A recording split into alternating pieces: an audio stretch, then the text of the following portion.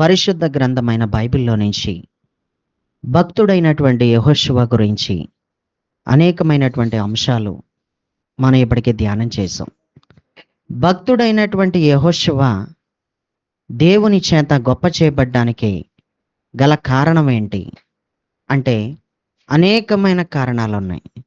దేవుడు ఆయనని ఉన్నతంగా చాలా గొప్ప చేసేసినట్టు మనం చూస్తాం. ఇప్పటికీ ఆయనలో ఉన్నటువంటి ప్రాముఖ్యమైనటువంటి క్వాలిటీస్, కొన్ని ఆత్మ సంబంధమైనటువంటి శ్రేష్టమైనటువంటి గుణలక్షణాలు, దేవుడికి నచ్చే గుణలక్షణాలు ఆయనలో మనం చాలా ఉన్నాయి. అయితే మనం 11వ గుణలక్షణం గురించి మనం ధ్యానం చేస్తున్నాం. ఆయనలో ఉన్న శ్రేష్టమైన ఆత్మీయమైన గుణలక్షణం 11వ గుణలక్షణం, యెహోషువ ఆత్మపూర్ణుడు అని మనం నేర్చుకున్నాం. ఆత్మపూర్ణుడుగా ఉంటే మనం చాలా పనులు చేయగలుగుతాం. ఆత్మపూర్ణుల్లో దేవుడికి నచ్చే శ్రేష్టమైనటువంటి గుణలక్షణాలు లోతుల్లోకి వెళితే అనేకమైన విషయాలు మనం తెలుసుకోవచ్చు. దేవుడికి స్తోత్రం. గడిచిన ఆదివారం ప్రియులరా, ఆత్మపూర్ణుడు చేసేటువంటి పనులు, ఆత్మపూర్ణుడు ఏ విధంగా దేవుడి కొరకు ఉండగలుగుతాడు అనేటువంటి విషయాలు మాట్లాడుకుంటూ మనం చాలా దూరం వచ్చాం. ఆత్మపూర్ణుడు అనేటువంటి మాటతో చాలా విషయాలు మనం ధ్యానం చేసేసాం. గడిచిన ఆదివారం అయితే ఆత్మపూర్ణుడు ఎప్పుడు కూడా వాడుక చొప్పున చేస్తాడు. యథాప్రకారం వాడుక చొప్పున యథాప్రకారం ఆయన విడిచిపెట్టకుండా ప్రతిదీ క్రమబద్ధంగా ఏ రోజు మానకుండా చేస్తాడు. యథా ప్రకారం అని మనం చదువుకున్నాం. వాడుక చొప్పున అంటే ఏంటో సుమారుగా 4 లేక 5 అర్థాలు మనం చెప్పుకున్నాం. వాడుక చొప్పున అంటే యథాప్రకారం అని కూడా మనం స్పష్టంగా చదువుకున్నాం. ప్రియులరా, భక్తుడైనటువంటి యెహోషువ ఆత్మపూర్ణుడిగా ఉన్నందున మనం కూడా ఆత్మపూర్ణులుగా ఉంటే మనం ఆత్మ సంబంధమైన క్రమాలకి, ఆత్మీయ జీవితానికి అలవాటు చేసుకున్న క్రమాలకి మనం కట్టుబడి ఉంటాం అని మన ప్రాముఖ్యమైనటువంటి అంశం గడిచిన ఆదివారం. దేవుడికి స్తోత్రం.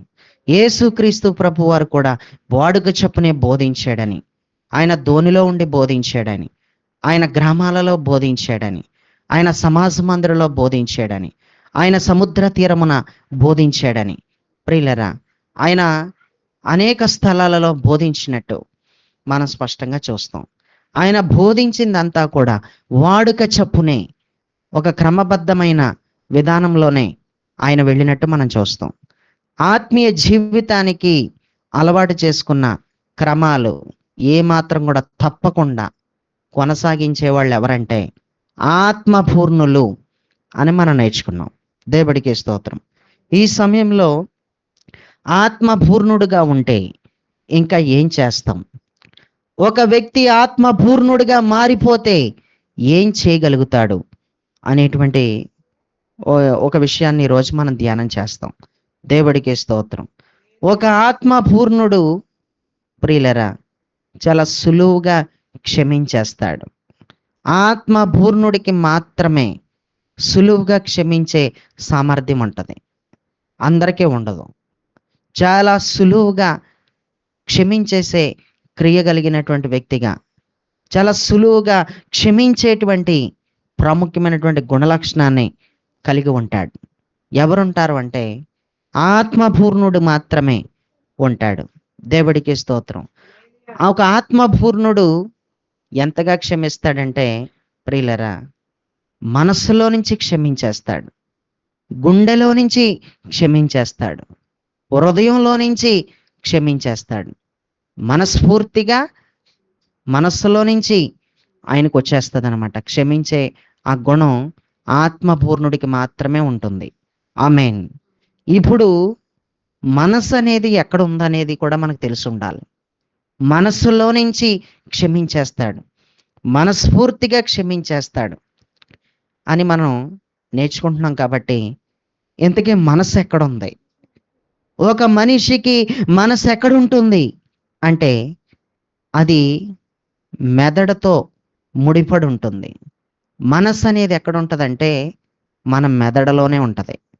మన మెదడులో నుంచి, మన మనస్సులో నుంచి మనం సులువుగా క్షమించాలంటే మనం ఆత్మపూర్ణులుగా ఉంటేనే ఇది సాధ్యం. ఆత్మపూర్ణులుగా లేకపోతే మనం క్షమించలేం. ప్రియులరా, ఒక వ్యక్తి హృదయంలో నుంచి క్షమించేస్తాడు. హృదయంలో నుంచి అంటే గుండె లోలోపల నుంచి మనస్ఫూర్తిగా సులువుగా క్షమించేస్తాడు. ఎందుకు అలా క్షమించేస్తాడంటే ఆత్మపూర్ణుడు ఎందుకు మెదడుతో ముడిపడున్న మనస్ఫూర్తిగా మనస్సులో నుంచి, హృదయంలో నుంచి, గుండెలో నుంచి ఎందుకంత మనస్ఫూర్తిగా క్షమించేస్తాడో అనంటే ఆత్మపూర్ణుడికి క్రీస్తు యేసు మనసు కూడా ఉంటది. ఒక ఆత్మపూర్ణుడిగా ఏ వ్యక్తి అయితే మారిపోతాడో, ఆత్మపూర్ణుడుగా ఉన్న ఏ వ్యక్తి అయినా సరే క్రీస్తు యేసు మనసుని కలిగి ఉంటాడు. బైబిల్ చెప్తుంది, ఫిలిప్పీయులకు రాసిన పత్రిక 2వ అధ్యాయం 5వ వచనాన్ని చదివితే అక్కడ అపోస్తలుడైన పౌలు ఫిలిప్పీలో ఉన్న వాళ్ళకి పత్రిక రాస్తూ ఆ పత్రికలో ఇలా చెప్పాడు. ఫిలిప్పీయులకు రాసిన పత్రిక 2:5 చదివితే, క్రీస్తు యేసు నాకు కలిగిన ఈ మనస్సు మీరును కలిగి ఉండుడి. క్రీస్తు యేసు మనస్సు ఎవరికైతే ఉంటుందో వాళ్ళ ఆత్మపూర్ణులే. క్రీస్తు యేసు మనస్సు కలిగినటువంటి ఏ వ్యక్తి అయినా సరే ఖచ్చితంగా మెదడుతో ముడిపడున్న మనస్సులో నుంచి, మెదడుతో ముడిపడున్న మనస్ఫూర్తిగా మనస్సుతో క్షమించేస్తాడు. క్రీస్తు యేసు మనస్సు కలిగిన వ్యక్తికి మాత్రమే ఇది సాధ్యమవుతుంది. దేవుడికి స్తోత్రం.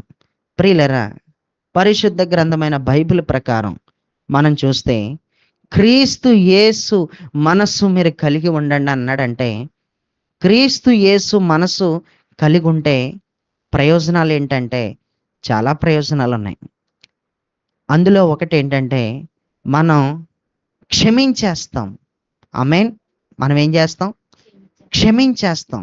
క్రీస్తు యేసు మనసు ఏ మనసు అంటే క్షమించే మనసు అని మనకు అర్థమవుతుంది. క్షమించడం అంటే ఏంటి? అసలు క్షమించడం అంటే ఏంటి? క్షమించేయాలి అని చెప్పుకుంటే పని అవదు. అసలు క్షమించడం అంటే ఏంటి? క్షమించడం వలన ఒక మనిషికి కలిగే లాభాలేంటి? ఒక మనిషికి కలిగే లాభాలేంటి? అసలు క్షమించడం అంటే ఏంటి అనేది కూడా మనకు తెలిసి ఉండాలి. ప్రియులరా, క్షమించడం అంటే ఒక వ్యక్తి మిమ్మల్ని బాధ పెట్టినా లేదా తప్పు చేసినా వారిపై ఉన్న కోపాన్ని, పగను విడిచిపెట్టడం. పగను విడిచిపెట్టడం. వాళ్ళని ఎదుట ఎంతో శత్రువు క్రియలతోనే నీ మీద దాడి చేసి ఉండొచ్చు, నీ మీద పడి ఉండొచ్చు. కానీ వాళ్ళని చాలా సులువుగా క్షమించాలంటే నువ్వు ఒక ఆత్మపూర్ణుడివై ఉండాలి. నువ్వు ఒక ఆత్మపూర్ణురాలువై ఉండాలి. వాళ్ళ మీద ఉన్న కోపాన్ని తీసేసుకోవడమే క్షమించటం. వాళ్ళ మీద ఉన్న పగను తీసేసుకోవడమే క్షమించటం. వాళ్ళ మీద ఉన్న ద్వేషాన్ని తీసేసుకోవడమే వాళ్ళని క్షమించటం. ప్రియులరా, ప్రతీకారం తీర్చుకోకపోవడమే క్షమించటం. అర్థమవుతుందా? అసలు క్షమించడం అంటే ఏంటో నీకు తెలిసి ఉండాలి. క్షమించడం అంటే ఏం కాదు, నీ ఎడల తప్పిదం చేసిన ఏ వ్యక్తినైనా సరే, నీ ఎడల నీకు ద్రోహం చేసిన ఏ వ్యక్తినైనా సరే, నేను భయంకరంగా బాధ పెట్టిన వ్యక్తినైనా సరే, ఆ వ్యక్తి మీద నువ్వు పగ పెట్టుకోకపోవడమే క్షమించడం. ఆ వ్యక్తి మీద ద్వేషం పెట్టుకోకపోవడమే క్షమించడం. ప్రియులరా, ఎవరైనా కీడు చేస్తే చాలు, వాళ్ళకి ఎప్పుడు కీడు చేస్తానా అని తిండి తిప్పలు లేకుండా, నిద్ర లేకుండా, అలా తరచుగా ఎప్పుడు దొరుకుతారా, ఎప్పుడు దొంగ దెబ్బ తీద్దునా అని ఎదురు చూసేవాళ్ళు కూడా చాలామంది ఉన్నారు. ఇది చాలా భయంకరమైన పరిస్థితికి తీసుకెళ్ళిపోద్ది. ఒక ఆత్మీయుడి యొక్క గుణలక్షణం కాదు ఇది. ఒక ఆత్మపూర్ణుడి యొక్క పనితనం కాదు ఇది. ఒక ఆత్మపూర్ణుడి యొక్క జీవితంలో ఉండవలసినటువంటి క్రియలు కాదు. ఈ క్రియలే గనక ఉంటే ఎప్పుడు దాడి చేద్దునా, ఎప్పుడు దొంగ దెబ్బ తీద్దునా, ఎప్పుడు నాకు దొరుకుతారా, నేను చూస్తాను అనే మనస్తత్వాన్ని కలిగిన ఏ వ్యక్తి అయినా సరే అతను ఆత్మపూర్ణుడే కాదు. అతను ఆత్మపూర్ణుడు కాదు. అతను దేవుడు మనసు కలిగినోడు కాదు. అతను దేవునికి చెందినోడే కాదు అని మనకి స్పష్టంగా అర్థమవుతుంది. ప్రియులరా, ఒక ఆత్మపూర్ణుడికి క్రీస్తు యేసు మనసు ఖచ్చితంగా ఉంటుంది. క్రీస్తు యేసు మనసు అతని మెదడుతో ముడిపడి ఉంటుంది. ఆమేన్. ఒక మనిషికున్న మెదడుతో క్రీస్తు మనసు ముడిపడిపోతుంది. ఆ ముడిపడిపోతున్న విధానంతో ఏమాత్రం కూడా ప్రతీకారం తీర్చుకోవడం, పగ తీర్చుకోవడం, ద్వేషించడం, ఏమాత్రం కూడా ఎప్పుడు సమయం దొరుకుతుందా, ఎప్పుడు ఏ విధంగా దొంగ దెబ్బతిద్దునా అని అస్సలు ఎదురు చూడడం, చాలా సులువుగా క్షమించేసే మనస్తత్వంలోనికి పరిశుద్ధాత్ముడు ఆత్మపూర్ణుని నడిపించేస్తాడు. ఆమేన్. ఈరోజు చాలామంది తమకున్న మనశ్శాంతిని పోగొట్టుకోవటానికి గల కారణం ఏంటంటే పగ పెట్టుకోవడమే. పగ ఏ వ్యక్తి జీవితంలో ఉన్నా, ద్వేషం ఏ వ్యక్తి జీవితంలో ఉన్నా నిశ్చయంగా అతనికి వేరే వ్యక్తి మీద ప్రతీకారం తీర్చుకునే ఆలోచనతో ఉన్నాడు కాబట్టి అతనికి నిద్ర పట్టదు. అతని యొక్క ఆరోగ్య స్థితి కూడా క్షీణించిపోద్ది. అతని శరీరంలో ఉన్న బలాన్ని కోల్పోతాడు. క్షమించకపోతే చాలు నీ బలాన్ని కోల్పోతావు. క్షమించకపోతే చాలు నీ ఆత్మలో దాగి ఉన్న ఆత్మ సంబంధమైన ఆశీర్వాదాన్ని కోల్పోతాం, అభిషేకాన్ని కోల్పోతాం, ఆత్మ బలాన్ని కోల్పోతాం, ఆత్మ నడిపింపుని కోల్పోతాం, అభిషేక స్థాయిని కోల్పోతాం. అగ్ని చేత మండించబడుతూ ఉండే జీవితం మండించబడలేని స్థితికి, ఆరిపోయిన స్థితికి దిగజారిపోతుంది. అయితే ఇప్పుడు ఏం చెయ్యాలి? ఒక పగని జయించలేకపోతున్నాను, ఒక వ్యక్తిని క్షమించలేకపోతున్నాను, వాళ్ళ పెట్టిన బాధలు అన్ని బాధలు కాదు, మీకేం తెలుసు అంటూ పగ పెంచుకుంటానంటావా? ఎన్ని బాధలు పెట్టినా సరే క్రీస్తు స్వభావంతో, క్రీస్తు యేసు మనసుతో ఉండి ప్రతి దానిని తొలగించుకుంటానంటావా? నీకున్న మనశ్శాంతిని పోగొట్టుకుంటానంటావా? నీకున్న ఆరోగ్యాన్ని పోగొట్టుకుంటానంటావా? అనేకమైన బలహీనతలు తెచ్చేసుకుని రోగి అయిపోతానంటావా? క్షమించకపోతే ఎంత భయంకరమైన బలహీనతలు ఉన్నాయో. క్షమించకపోతే ప్రియులరా, ఎవరి జీవితంలో కూడా ఎవరికి కూడా తృప్తి ఉండదు. క్షమించే మనసు లేకుండా భోజనం తిన్నా నీకు తృప్తి ఉండదు. క్షమించే మనసు లేకుండా నీకెంత డబ్బున్నా తృప్తి ఉండదు. క్షమించే మనసు లేకుండా నీ నిద్రకు ఒక తృప్తి అనేది నువ్వు చూడలేవు. నీ జీవితానికి ఒక ప్రశాంతతను చూడలేవు. క్షమించే మనసు లేకుండా దేవుడికి దగ్గర అవ్వలేవు. క్షమించే మనసు లేకుండా ఏమాత్రం కూడా ప్రార్థన కూడా చేయలేవు. క్షమించే మనసు లేకపోతే అసలు వాక్యం చెప్పే వ్యక్తులైతే వాక్యం చెప్పలేరు. క్షమించే గుణం లేకుండా ఏమాత్రం కూడా దేవుణ్ణి పైకి ఎత్తలేరు. క్షమించే గుణం లేకపోతే ప్రియులరా, ఏ వ్యక్తి అయినా సరే దేవుణ్ణి గట్టిగా సేవించలేరు, ఆత్మలో నుంచి సేవించలేరు. గలిబిలితోనూ గందరగోళంతోనూ దేవుడికి ఆటోమేటిక్గా క్షమించే గుణం లేని ఏ వ్యక్తులైనా సరే ఆటోమేటిక్గా దేవుడితో సంబంధం తెగిపోతుంది. దేవుడితో ఏం తెగిపోద్ది? సంబంధం తెగిపోద్ది. ఎలాంటి శత్రువునైనా సరే క్షమించేసే ఆత్మీయత మనకు కావాలి. ఎలాంటి శత్రువునైనా సరే క్షమించే ఆత్మీయత కావాలి. ప్రియులరా, బైబిల్ ప్రకారం మనకు అర్థమవుతున్న విషయం, మనలను బాధించిన వారి చర్యను కూడా మరిచిపోవడమే క్షమించడం. నేను ఎన్ని చెప్పాను? ఒక 3 పాయింట్లు చెప్పాను. ఈ 3 పాయింట్లు చాలా ప్రాముఖ్యమైనవి. క్షమించడం అంటే ఇదే అంటూ నేను 3 పాయింట్లు చెప్పాను. అందులో మొట్టమొదటిది ఏంటి? బాధ పెట్టినా సరే, నీ ఎడల తప్పిదం లేక తప్పు చేసినా సరే ఆ వ్యక్తి మీద కోపాన్ని పెట్టుకోకూడదు, ఆ వ్యక్తి మీద పగన పెట్టుకోకూడదు. అలా పగన పెట్టుకోకపోవడం, కోపాన్ని పెట్టుకోకపోవడం ప్రియులరా, క్షమించటం. దొంగ దెబ్బ తీయాలి, ప్రతీకారం తీర్చుకోవాలి అనుకోవడం ఏమాత్రం కూడా క్షమించడం కాదు. ప్రతీకారం తీర్చుకోకపోవడం కూడా క్షమించటం. ఇది రెండో పాయింట్. మూడవది ఏంటంటే, మనలను బాధించిన వారి చర్యను, మనల్ని బాధించిన వాళ్ళ పనులు మరిచిపోవడం, చాలా సులువుగా మరిచిపోవడం, క్షమించటం. పడుకుంటే చాలు అన్నీ గుర్తొచ్చేస్తున్నాయి. పడుకుంటే చాలు వాళ్ళు ఎంత కీడు చేశారో గుర్తొచ్చేస్తుంది. పడుకుంటే చాలు నిద్ర మంచం మీద ఎన్ని రకాల బాధలు పెట్టారో అన్ని బాధలు జ్ఞాపకం వచ్చేస్తున్నాయి అంటూ ఒక రకమైన ద్వేషం పెంచేసుకునే స్థితికి వెళ్ళిపోకూడదు. దేవుడికి స్తోత్రం. మనందరిలో కూడా ఆత్మ పూర్ణత ఏర్పడాలి.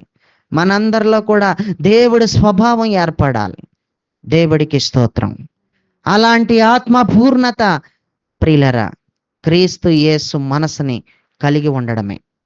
ఆ ఆత్మ పూర్ణత అంతా కూడా క్రీస్తు మనసుని మనం కలిగి ఉండడమే. క్షమించడం అంటే ఏంటో నీకు తెలుసా? ఈరోజు నీకు అర్థమైతే గనక, క్షమించడం అంటే ఈ 3 పాయింట్లని బాగా గుర్తుపెట్టేసుకో. నీ బుర్రలో ఉండిపోవాలి ఇవి. ఇవి నీ మనసులో ఉండిపోవాలి. నీ మెదడులోకి దూరిపోవాలి ఈ 3 ముక్కలు కూడా. క్షమించడం అంటే ప్రియులారా, లోపల నుంచి జరుగుతూ వచ్చే కార్యం అది. క్షమించడం అంటే పైకి సంబంధించింది కాదు అది. క్షమించడం అంటే లోపలికి సంబంధించింది క్రియ అది. అది లోపల నుంచి రావాలి. అది మెదడులోంచి రావాలి. మెదడుతో ముడిపడి ఉన్న మనసులోంచి రావాలి. అది గుండెతో ఇమిడి ఉన్న హృదయంలోంచి రావాలి. అది గుండెలోంచి రావాలి. క్షమించడం అంటే అది పైనుంచి వచ్చేది కాదు. అది లోపల నుంచి రావాలి. లోపల నుంచి ప్రియులరా, క్షమించరు చాలామంది. పైకి ఎవరో తిట్టారని చెప్పి మాట్లాడకపోతే కుదరదు, నువ్వు అలా ఉంటే ఎలాగా అని అంటే పైకి ఏదో మాట్లాడతారేమో కానీ, క్షమించినట్టు సమాధాన పడతారేమో కానీ, లోపల నుంచి మాత్రం మనస్ఫూర్తిగా క్షమిస్తూ సమాధాన పడాలి. సమాధాన పడటం ఎవడైనా పడతాడు. సమాధాన పడడం చాలా కష్టంగా ఉండొచ్చేమో కానీ, సమాధాన పడటమైనా సులువే కానీ క్షమించడం అంత సులువు కాదు. అంటే సమాధాన పడటం వలన క్షమించలేవు. క్షమించడం వలన సమాధాన పడే సమాధానం సరైన సమాధానం, కరెక్ట్ అయిన సమాధానం. అర్థమవుతుందా నేను చెప్పిన మాట?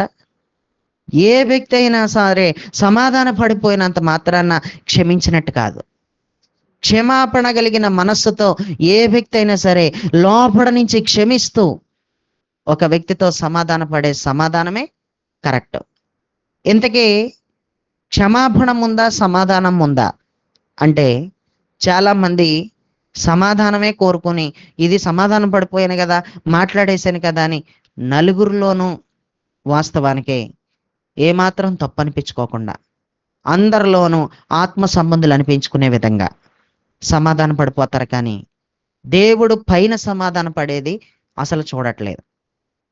ఒక మందిరానికి వెళ్ళే వాళ్ళు ప్రియులరా, అందులోనే చాలామంది ఒకరికొకరు పన్నుల కాడ దెబ్బలాడుకునే వాళ్ళు ఉంటారు, పన్నుల కాడ కొట్టుకునే వాళ్ళు ఉంటారు, డబ్బుల కాడ రకరకాల సమస్యలు వచ్చి ఉంటాయి. కానీ ఇద్దరు దెబ్బలాడుకునే వ్యక్తులు ఇద్దరు కూడా దేవుని మందిరానికి, ఒకే మందిరానికి వెళ్ళే వ్యక్తులు అవ్వచ్చు. కానీ పక్క పక్కన కూడా కూర్చోవచ్చు. చూస్తున్న వాళ్ళందరికీ కూడా సమాధానకరంగా ఉన్నారు వీళ్ళు అన్నట్టు కూర్చోవచ్చు. కానీ లోపల నుంచి దేవుడు చూసేస్తున్నాడు. క్షమించడం అనేది లోపలికి సంబంధించిన క్రియ. నిన్ను ఎవరు ఎన్ని బాధలు పెట్టినా సరే నీ కోపం రాకూడదు. ఎంతమంది వచ్చి నీ మీద పడిపోయినా సరే వాళ్ళ మీద అసలు ద్వేషం రాకూడదు. అసలు అలా ద్వేషం లేనప్పుడే నువ్వు ప్రశాంతంగా బ్రతకగలవు. అలా ద్వేషం ఉంచుకోనప్పుడే నువ్వు దేవుడితో మిళితమై ఉండగలవు. చక్కటి ప్రార్థన చేయగలవు. చక్కటి మాటలు చెప్పి నలుగురిని బలపరచగలవు. నలుగురికి ధైర్యం చెప్పగలవు. అసలు పగుంటే నువ్వు ఆత్మపూర్ణుడు కాదంతే. నువ్వు కోపం పెట్టుకుంటే అసలు నువ్వు ఆత్మపూర్ణుడు కాదంతే.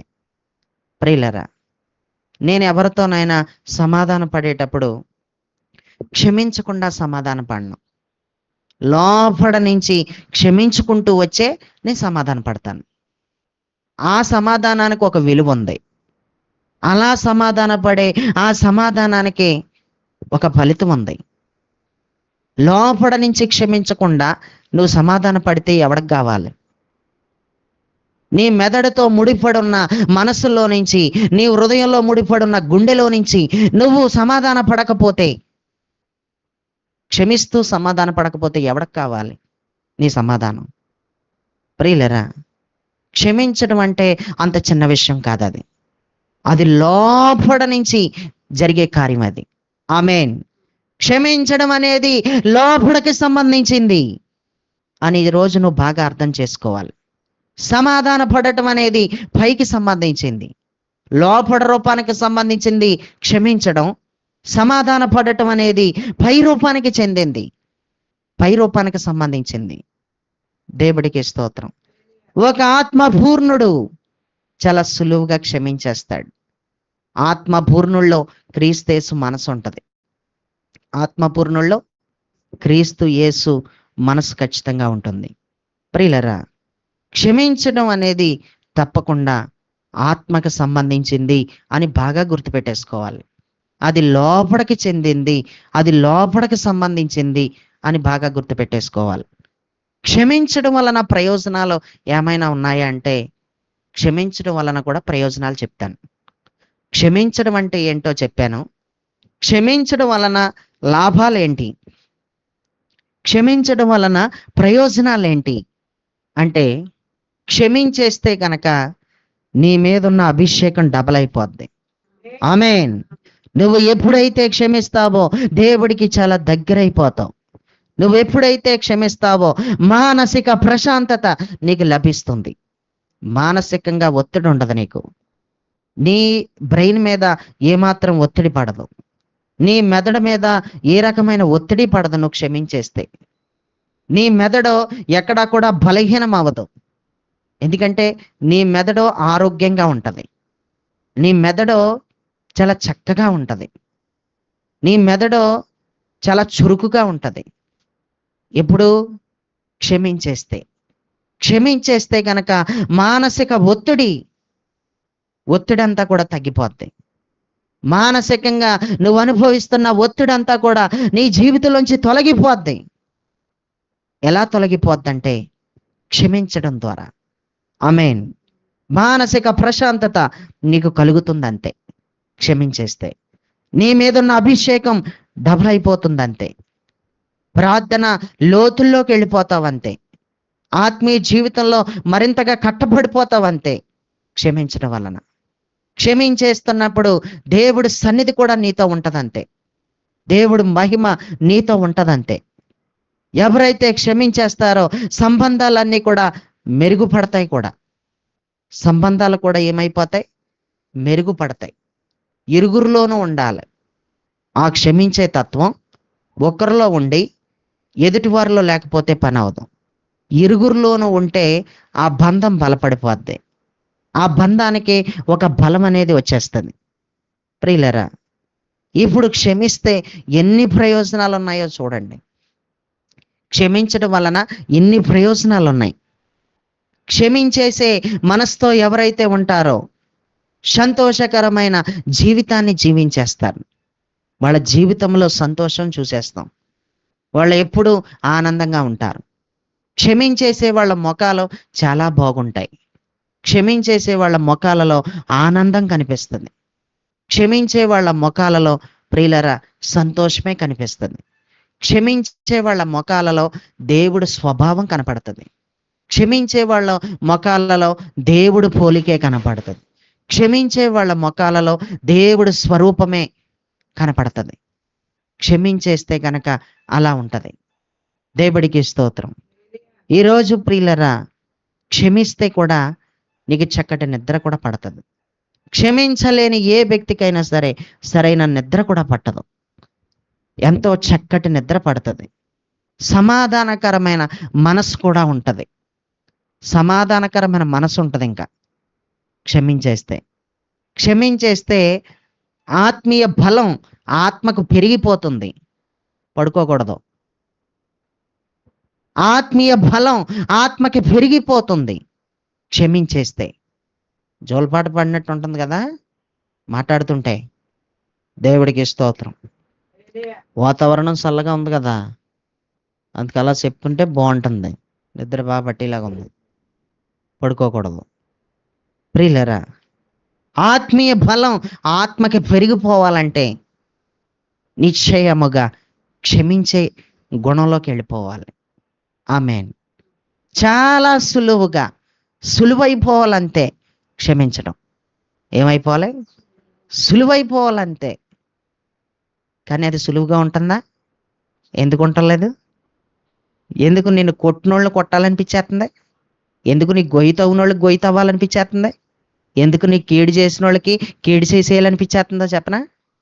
నువ్వు ఆత్మపూర్ణురాలుగా మారలేదు. దులుపుకుంటూ వెళ్ళిపోవాలంతే, లోపల నుంచి సులువుగా క్షమించేయాలంతే. దేవుడికి స్తోత్రం.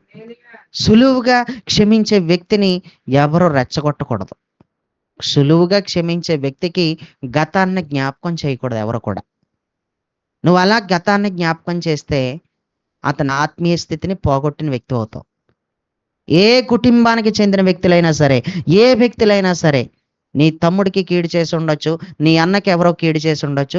వాడు క్షమించేస్తున్నప్పుడు వాడికి గతాన్ని నువ్వు వాళ్ళ గొడవ ఆడి దగ్గర తవ్వి ఆడిలో ఉన్న దేవుడి స్వభావాన్ని పోగొట్టకూడదు. ఎరా నీ ముఖానికి అసలు సిగ్గులేదా? అంత చేసారు, అసలు సిగ్గుందా నీ ముఖానికే? అంత దొంగ దెబ్బ తీసినా సరే అసలు నీ ముఖానికి సిగ్గులేదేట్రా? అసలు సిగ్గు ఎగ్గు లేదు అసలు నీకు? అసలు నీకు రోషమే లేదేట? అసలు తన్నుతుంటే తన్నించుకుని వచ్చేతను, గుద్దుతుంటే గుద్దించుకుని వచ్చేతను, తోసేస్తుంటే పడిపోయి వచ్చేతను లేచిపోయి. అది ముఖానికి సిగ్గులేదా అని ఎవరో కూడా ఆత్మీయ జీవితాన్ని కలిగిన వ్యక్తిని, సులువుగా ఎన్ని చేసినా క్షమించుకుంటూ పోయే వ్యక్తిని ఏమాత్రం కూడా గతాన్న తవ్వి రెచ్చగొట్టకూడదు. తన్నించుకున్నది ఆత్మీయుడే కదా, నువ్వు కాదు కదా. కొట్టించుకున్నది ఆత్మీయుడే కదా, వాడే క్షమిస్తున్నప్పుడు నీకెందుకు గతాన్ని తవ్వడం? ఏదైనా బాధ ఉండొచ్చు కానీ ఆ బాధ కూడా ఉండకూడదంటే సులువుగా క్రీస్తు యేసు మనసు కలిగి ఒక ఆత్మపూర్ణుడిగా మారిపోవాలంతే. ఇది చాలా కష్టం. ఇది అందుకే ఆత్మీయతను సంపాదించుకోవాలి.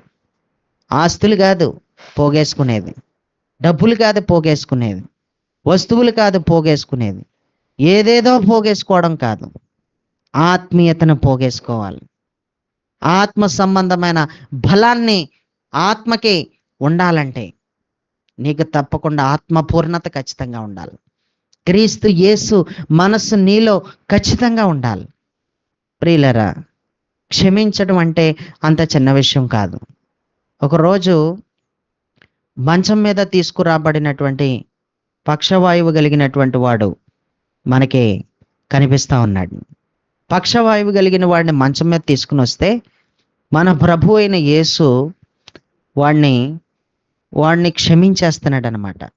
వాడిని క్షమించేస్తుంటే అక్కడున్న శాస్త్రులు కొందరు చూసి ఇతడు దేవదూషణ చేస్తున్నాడు, దేవుణ్ణే తిరస్కరిస్తున్నాడు, దేవుణ్ణే తక్కువ చేస్తున్నాడు, ఇతనెవరో క్షమించడానికే అంటూ శాస్త్రులు కొందరు సణుక్కుంటాం. వాళ్ళ తలంపుల్లో ఏమనుకుంటున్నారో అది యేసయ్య గమనించాడు. యేసు వారి తలంపులు గ్రహించి ఏమన్నాడంటే, నీ పాపములు క్షమింపబడి ఉన్నాయని చెప్పుట సులభమా, లేచి నడువమని చెప్పుట సులభమా? ఏది సులభం అని అన్నాడు. మత్తయి సువార్త 9వ అధ్యాయం 3-5 వచనాలు మీరు చదివితే కనుక అక్కడ స్పష్టంగా ఆ మాట కనపడుతుంది. ఆయన శాస్త్రులతో చెప్తున్న మాట ఏంటంటే, నీ పాపములు క్షమింపబడి ఉన్నవని చెప్పుట సులభం అనుకుంటున్నారా? నువ్వు లేచి నీ పరుపు ఎత్తుకుని వెళ్ళిపో అని అంటాం సులభం అనుకుంటున్నారా? ఈ రెండిటికి ఏది సులభమో తెలుసా? అంటే ఈ రెండు విషయాలు శాస్త్రుల ముందు పెట్టాడు. ఈ రెండు విషయాలు ఎవరి ముందు పెట్టాడు? శాస్త్రుల ముందర పెట్టాడు. ఒరే మంచం మీద పట్టి ఉన్న పక్షవాయువు కలిగిన వాడా, లేచి వెళ్ళిపో అంటే అది సులువే, అది చాలా సులువుగా చెప్పొచ్చు. నీ పాపములు క్షమింపబడి ఉన్నాయి.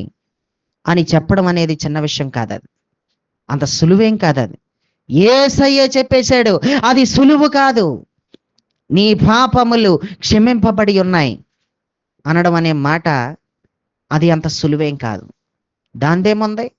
వాడు పాపములు క్షమించకుండానే, వాడు పాపములను క్షమించకుండానే నీ బరుపెత్తుకుని నువ్వు నడిచి వెళ్ళిపో అంటం సులువే. దాందేముంది? అనేయగలను. కానీ నేనేమంటున్నానంటే నీ పాపములు క్షమించబడి ఉన్నాయి అని నేను అన్నాడు. ఆ కింద వచనాన్ని చదువుకుంటే గనక మనుష్య కుమారునికి పాపములు క్షమించే అధికారం కూడా ఉంది. ఆమేన్. పాపములు క్షమించే అధికారము కలిగినోడు మన ప్రభు అయిన యేసు. ఎంత ఘోర పాపినైనా సరే క్షమించగలిగే అధికారం, ఆత్మీయత కూడా ఉంది. ఆమేన్. అలాంటి దేవుని క్రియలు, దేవుని యొక్క లక్షణాలు మన ప్రభు అయిన యేసులో కనిపించేస్తున్నాయి. అందుకే క్షమించగలిగే అధికారం వచ్చేసింది. క్షమించేసే అధికారం వచ్చేయాలి మనకి. ఆమేన్. క్షమించడం అంటే చిన్న విషయం ఏం కాదు, కానీ అలాంటి ఆత్మపూర్ణత మనకు వచ్చేసింది అనుకోండి, అలాంటి యేసుక్రీస్తు ప్రభు వారి మనసు మనకు వచ్చేసింది అనుకోండి, నీకు ద్రోహం చేసిన వాళ్ళని ఎంతో చక్కగా, చాలా సులువుగా, నీ మెదడుతో ముడిపడున్న మనస్సుతో నువ్వెంతో చక్కగా క్షమించేస్తావు. అన్నీ తెలిసి అంతా తెలిసుండి చేసే వారిని క్షమించడం కష్టమే. ఇక్కడ జాగ్రత్తగా వినండి. అంతా తెలుసుండే చేస్తున్నారు అనుకోండి, తెలియక చేస్తున్నారంటే అనుకోవచ్చు. చూసి చూసి కూడా అంతా తెలుసుండే చేస్తున్నారు అనుకోండి, వాళ్ళని క్షమించడం కొంచెం కష్టమే. అలాంటి వారిని క్షమించడం కష్టమే. అంతా తెలుసుండే చేశారు అనుకోండి, అంతా తెలుసుండే చేశానని మరలా నీ ఎదుటికొచ్చి క్షమాపణ అడిగితే నువ్వు క్షమించాలి. అంతా క్షమాపణ అడిగితే ఏం చేయాలి? క్షమించాలి. దేవుడంతటోడు సౌలు చేసిన పనులను బట్టి అంతా తెలుసుండే చేస్తున్నాడు, కానీ క్షమించలేకపోయాడు. తెలియక చేసేవంటే అనుకోవచ్చు, కానీ అంతా తెలుసుండే చేస్తున్నావు. అంతా తెలుసుండి చేస్తున్న ఏ వ్యక్తినైనా సరే క్షమించడం కష్టం. అంతా కలిసి ప్రియులరా, ఒక మాట చెప్పనా, ఒక 100 సార్లు తప్పిదం చేసిన వ్యక్తి మాటి మాటికి వచ్చి క్షమించి క్షమించి అంటున్నాడు అనుకోండి, ఎన్నిసార్లు చేస్తావు ఇలాగ, ఎన్నిసార్లు క్షమించమంటావు అని విసుగుపోతాం. కానీ ఎన్నిసార్లైనా క్షమించాలంట. నోరు తెరిచి నన్ను క్షమించు, నీ ఎడల నేను తప్పిదం చేశాను, నేను ఇలాంటి పని చేశాను, నాది తప్పు అయిపోయింది అని అంటే చాలు, మనం నిజంగానే క్షమించాలి. అంతా తెలిసుండి చేస్తున్న ఏ వ్యక్తి అయినా సరే ఏదో ఒక రోజున నాది పొరపాటు అయిందని ఒప్పుకుంటే చాలు, మనం క్షమించాలి. నోరు తెరిచి ఒప్పుకుంటున్నారు కదా, నోరు తెరిచి ఒప్పుకుంటున్నప్పుడు ఇంక ఏమాత్రం కూడా వెనకబడకుండా వాళ్ళని ఏం చేయాలంటే క్షమించాలి. ఎందుకో తెలుసా? యేసుక్రీస్తు ప్రభు వారి దగ్గరికి ఆయన శిష్యుడైన పేతురు గారు వచ్చి ఏమన్నాడంటే, ప్రభువా, నా సహోదరుడు నా ఎడల తప్పిదం చేసిన ఎడల నేను 7 మార్లు మట్టుకే కదా క్షమించేది అని అన్నాడు. అప్పుడు యేసయ్య ఏమన్నాడంటే, మత్తయి సువార్త 18వ అధ్యాయం 21, 22 వచనాలు చదువుకుంటే, అందుకు యేసు అతనితో ఇట్లా, నేను 7 మార్లు మట్టుకే కాదు 70 ఏళ్ల మార్లు మట్టుకని నీతో నిశ్చయంగా చెప్తున్నాను. 70 ఏళ్ల మార్లు మట్టుకి నువ్వు క్షమించవలసిందే అన్నాడు. ఎంత క్లియర్గా చెప్పాడో. 70 ఏళ్ల మార్లు మట్టుకి నువ్వు క్షమించాలి. నా సహోదరుడు నా ఎడల తప్పిదం చేస్తే 7 సార్లు క్షమించడమే చాలా కష్టం. 7 సార్లే కదా, కష్టం మీద క్షమించినా, ఎలా క్షమించినా 7 సార్లు క్షమిస్తే సరిపోతుంది కదా అని అనుకున్నాడు. కానీ యేసయ్య అన్నాడు, 70 ఏళ్ల వరకు కూడా, 70 ఏళ్ల మట్టుకును నువ్వు క్షమిస్తానే ఉండాలి అన్నాడు. నీ సహోదరుడు నీ ఎడల తప్పిదం చేసి ఉండొచ్చు, నాది పొరపాటు అయిందని నీ దగ్గరికి వచ్చాడనుకో, తప్పకుండా క్షమించాలి. చచ్చేదాకా క్షమించాలి. మనిషి ఆయుష్ 70 లేక 85 సంవత్సరములు అన్నాడు. అక్కడ 70 ఏళ్ల మట్టికి అన్నాడు. అంటే మనిషి చచ్చిపోయేదాకా కూడా క్షమిస్తానే ఉండాలి, పగ పెట్టుకోకూడదు, కోపం ఉంచుకోకూడదు అంటూ అక్కడ మనకెంతో స్పష్టంగా అర్థమవుతుంది. ప్రియులరా, యేసుక్రీస్తు ప్రభు వారి యొక్క మనసు ఏంటంటే క్షమించేసే మనసు. ఒక ఆత్మ పూర్ణుడు తప్పకుండా ఈ క్రీస్తు యేసు మనసుని ఖచ్చితంగా కలిగి ఉంటాడు. ఎఫెసీయులకు రాసిన పత్రిక 4:32 చదివితే, ఎఫెసీ 4:32 చదివితే, ఒకని ఎడల ఒకడు దయ కలిగి కరుణా హృదయులే క్రీస్తునందు దేవుడు మిమ్మును క్షమించిన ప్రకారం మీరును ఒకరినొకరు క్షమించండి. దేవుడే క్షమిస్తున్నాడు. అయ్యా నేను పాపం చేశాను, అయ్యా నేను తప్పు చేశాను, అయ్యా నేను పొరపాటు చేశాను, నన్ను క్షమించంటే ఎలాంటి వ్యక్తినైనా ఆయనే క్షమించు అని అడిగిన వ్యక్తిని క్షమిస్తున్నాడు.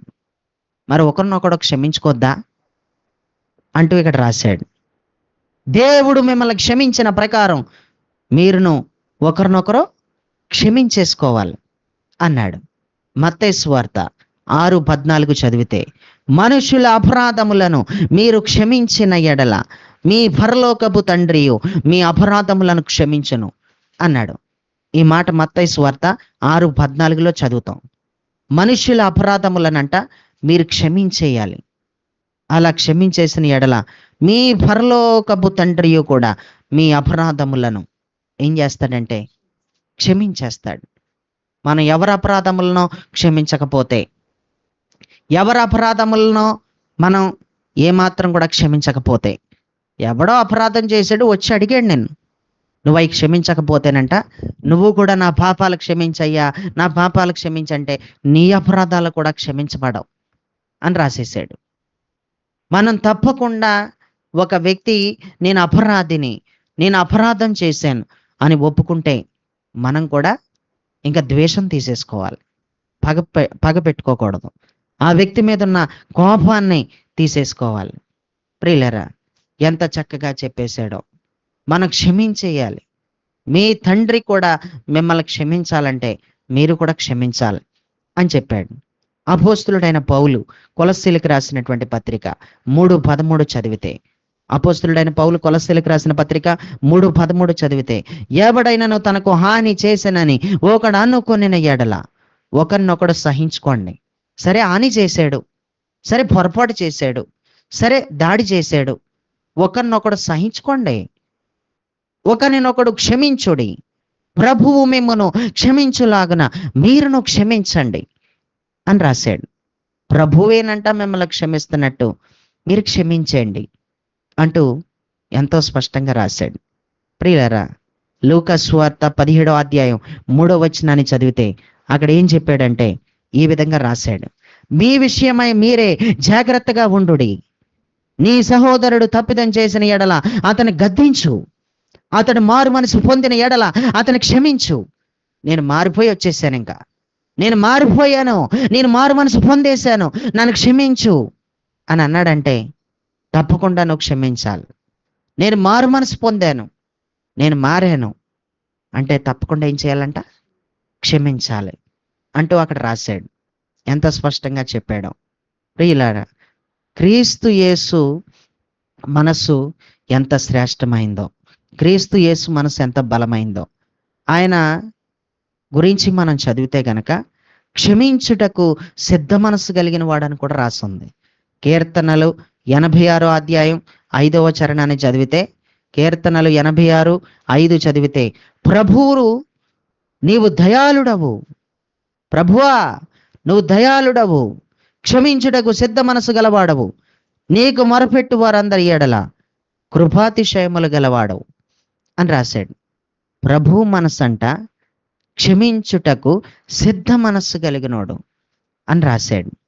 అక్కడితో ఆగిపోకుండా నెహెమ్యా గ్రంథం 9వ అధ్యాయం 17వ వచనాన్ని చదివితే ఆ వచనంలో మీకు ప్రాముఖ్యమైన మాట కనిపిస్తుంది. అయితే నీవు క్షమించుటకు సిద్ధమైన దేవుడవును, దయా వాత్సల్యతలు కలిగిన వాడును, దీర్ఘశాంతమును బహుకృపయు కలిగిన వాడునై ఉండి వారిని విసర్జింపలేదు. ప్రజలనంట దేవుడు విసర్జించలేదు, ప్రజల్ని తోసేలేదు, ప్రజల్ని క్షమిస్తానే వచ్చాడు. దేవుడు ఎంత స్థిరమైన మనస్సో దేవుడిది, క్షమించే స్థిరమైన మనస్సు. దేవుడు మనస్సు సిద్ధమైన మనస్సు. ఈరోజు ఇది చాలా కష్టం, క్షమించటం అంటే చాలా కష్టం. ప్రియులరా, సంవత్సరాల తరబడి ఎన్నో కుటుంబాలు మాట్లాడుకోలేని వాళ్ళు ఎందరో ఉన్నారు, సంవత్సరాల తరబడి. ఎందుకంటే పొరపాటు అయ్యింది, తప్పిదం చేశాను, పొరపాటు చేశాను అని దగ్గరకు వచ్చి క్షమాపణ అడిగేటంత తగ్గింపు కూడా ఉండదు కొంతమందికి. తగ్గించుకోరు అసలు. నేను తప్పిదం చేశాను అంటే ఒక మాటలతో అయిపోయింది, ఒక మాటతో అయిపోయింది. నేను పొరపాటు చేశాను, నేను ఇంకెప్పుడు అలా చేయను, నేను పొరపాటే చేశాను, నేను తప్పిదం చేశానంటే ఒక మాటతో వదిలిపోయింది గొడవంతా. కానీ అనరు. కొంతమంది వచ్చి అనరు. అనట్లేదు అంటే ప్రియులరా, అంతా తెలిసుండే చేస్తున్నారు. తెలియక చేసి ఓడైనా అంటాడేమో కానీ నాది అందు పొరపాటు అయిపోయింది అని. తెలిసి చేసేవాడు ఎప్పుడు క్షమాపణ అడగడం. ఇప్పుడు అమాలేకీలందరినీ నాశనం చేసి తొత్తనీలుగా చేసిరా అన్నాడు. ఈ గొర్రెల అరుపులేంటి, ఎడ్ల రంకెలేంటి అని సమూయేలు అడిగాడు. అడిగినప్పుడు నాది తప్పిదం అయిపోయింది అంటలేదు, సమర్థించుకుంటున్నాడు. నాది పొరపాటు అయిపోయింది, క్షమించు అన్న మాట సౌలు నోట రావట్లేదు. అంటే తెలిసుండి చేసేవాడు ఎప్పుడు క్షమించు అన్న మాట అనలేడు. తెలియక చేసినోడైనా అంటాడేమో కానీ తెలిసి చేసేవాడు ఎవ్వడో అసలు అనడం. ప్రియులరా, ఈరోజు ఆత్మపూర్ణత మనలో ఉండాలని దేవుడు కోరుకుంటున్నాడు. ఎవడ పాపాన్ని ఆడే పోతాడు, ఎవడ ద్రోహం ఆడే మింగేస్తుంది, ఎవడికి అన్యాయంగా గొయ్యలు తవ్వినా ఆళ్లే అదే గోతిలో పడతారు.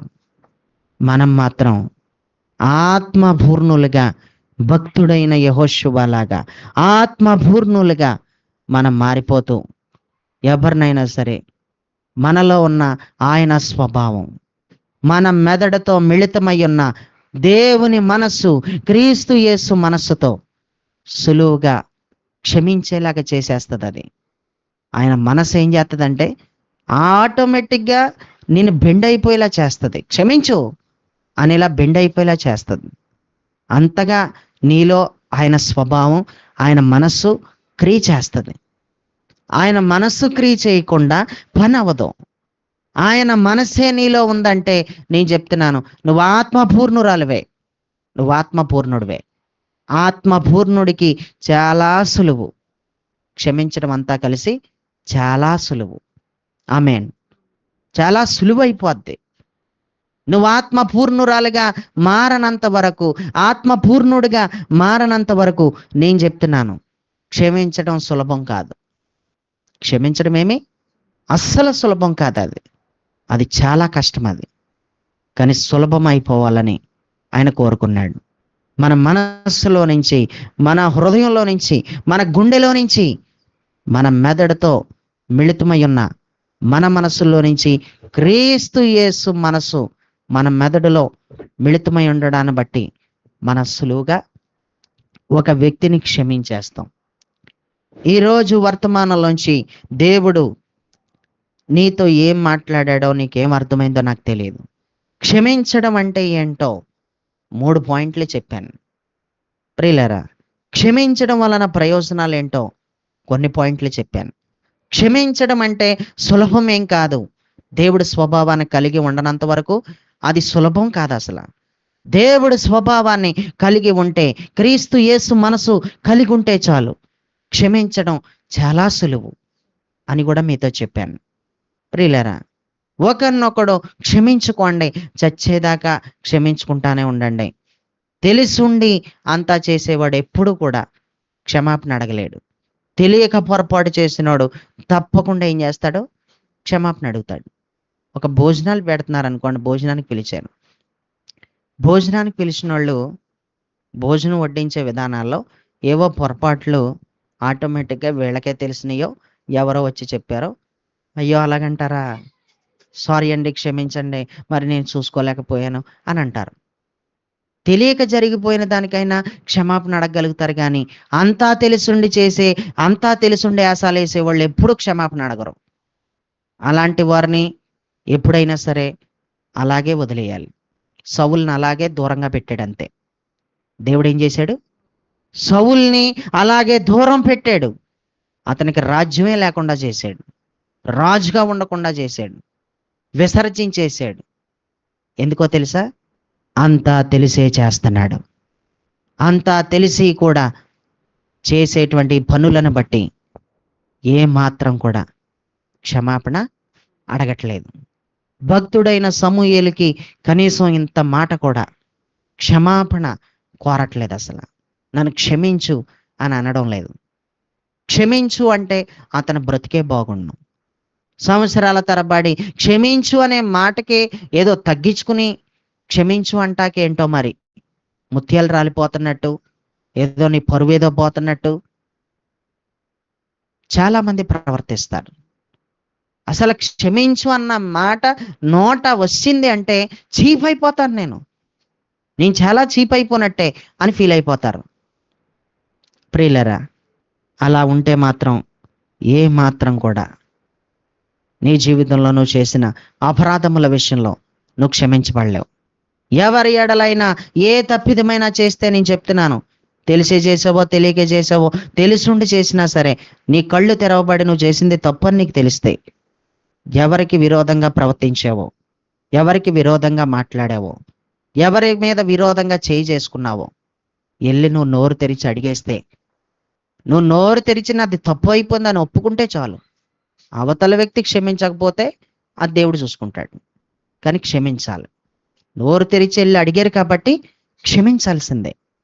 ఎంత ఘోరమైన పాపం చేసినా సరే, ఎంత ఘోరమైన తప్పిదాలు చేసినా సరే ఏం చేయాలి? క్షమించాలని దేవుడు కోరుకున్నాడు. ఈరోజు క్షమించేటువంటి విధానం అంతా కూడా లోపలికి సంబంధించింది. క్షమించడం అనేది ఆంతర్యంలో నుంచి జరిగేది, ఆత్మలో నుంచి జరిగేది. అది పైనుంచి జరిగేది కాదు, అది లోపల నుంచి జరిగేది. ఒక ఆత్మ పూర్ణుడు మాత్రమే సులువుగా క్షమిస్తాడు. భక్తుడైన యెహోషువ ఆత్మపూర్ణుడు, అందుకే దేవుడు అతన్ని గొప్ప చేశాడు అంటూ మనం మాట్లాడుకుంటున్నాం. కాబట్టి విన్న మాటలను బట్టి ఈ మాటలు మనందరిలో ఫలించాలని మనం చిన్న ప్రార్థన చేసుకుని మనం ముగించుకుందాం. దేవుడి పరిశుద్ధమైన మాటలు దీవించి ఆశీర్వదించి ఫలభరితంగా మార్చునుగాక. ఆమెన్.